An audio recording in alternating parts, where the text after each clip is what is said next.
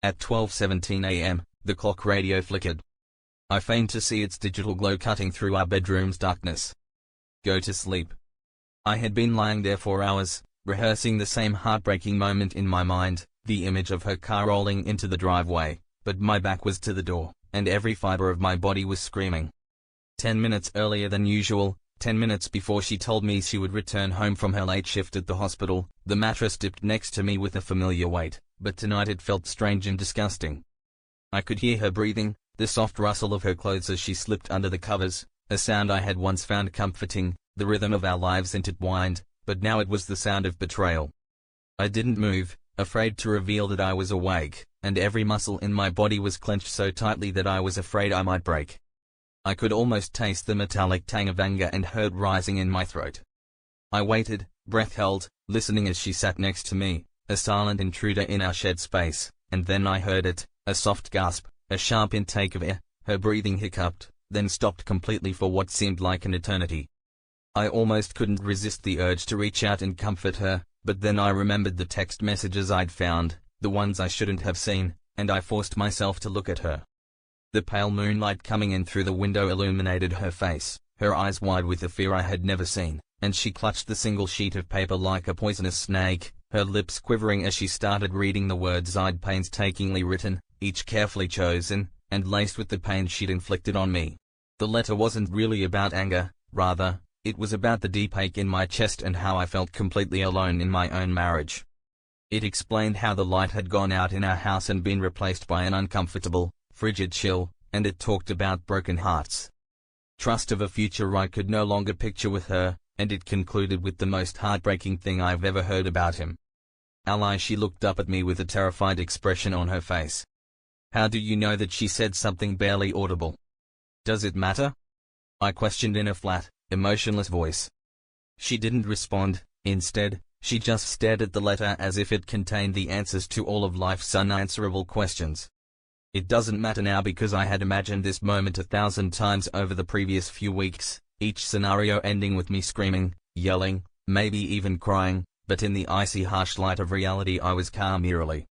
I kept my voice calm and low, as I've known Ally for weeks.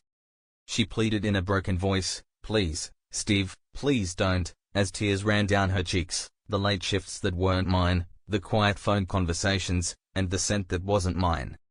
I uttered the expression tasting like ash again, which was a mistake. No, Ally, you made this deliberate choice repeatedly, betraying me and us, and you now have to live with the fact that it wasn't an error.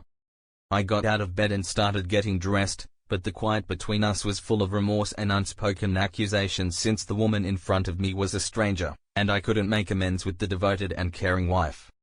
I assumed I knew with this dishonest version before me. Where are you going? She finally asked in a small, weak voice. Where are you going to pay a visit to someone? I pulled on my shoes and said, I didn't need to. The drive to his house was a blur, I didn't know how I got there, every mile was a knife twist, and every passing car was a reminder of the happiness I'd been so carelessly denied by the time I parked outside his house. My hands were shaking, my knuckles white from gripping the steering wheel so tightly. The smug expression on his face was the same as I'd seen in the pictures I'd found on Ali's phone. He was a caricature of everything I wasn't: young, cocky, and without any decency. I think he asked that smug grin that never wavered, so I answered it in a low, menacing voice. My husband, Steve. Ali tried to slam the door, but I was too fast, slamming my foot in the opening and pushing my way inside the raw animalistic. His face went pale, and the smugness was replaced with a flash of dread.